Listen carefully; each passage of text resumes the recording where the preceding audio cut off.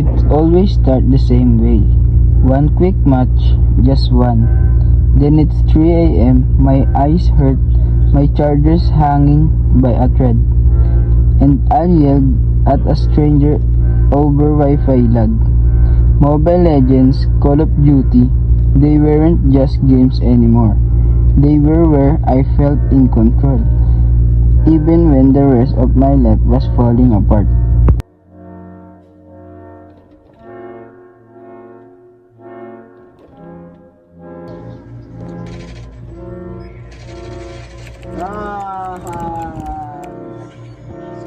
The wins feel amazing, like a drug. That quick rush of dopamine when I carry the squad, unreal. But the losses, they hit harder than they should. It's not just about the game anymore.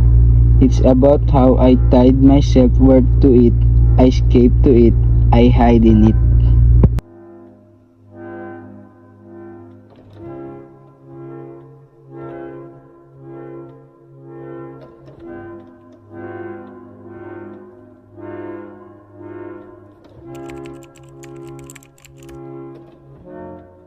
But this morning, something changed.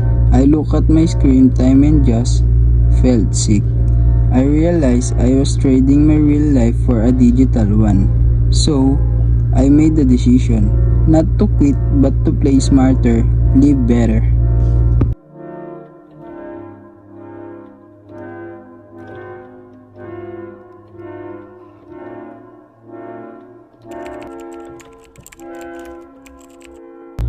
Here's the plan. No games after 10 p.m., 1 hour max. I'm replacing game time with real stuff, walking, playing basketball and guitar, and a friend who will absolutely destroy me with memes if I mess up. This isn't about quitting games, it's about not letting them control me.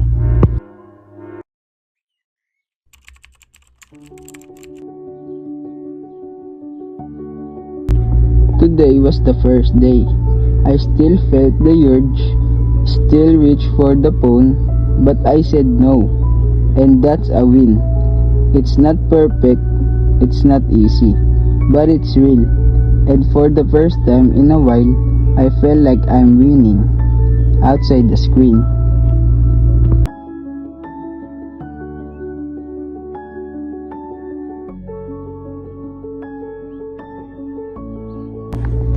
I'm still a gamer, still me, just a version that doesn't forget to live in the real world too. Game on, in balance.